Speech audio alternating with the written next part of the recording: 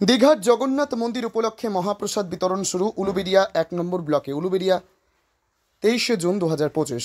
পশ্চিমবঙ্গ সরকারের অনুমোদনে এবং মাননীয় মুখ্যমন্ত্রী মমতা বন্দ্যোপাধ্যায়ের নির্দেশে সদ্য নির্মিত দীঘার জগন্নাথ মন্দিরকে ঘিরে মহাপ্রসাদ বিতরণের শুভ সূচনা হলো উলুবেড়িয়া ১ নম্বর ব্লকে। প্রথম পর্যায়ে মোট ৪৭,০৭৪টি রেশন কার্ডধারী পরিবারের মধ্যে ২৮,২৩০টি পরিবারকে এই মহাপ্রসাদ বিতরণ করা হবে।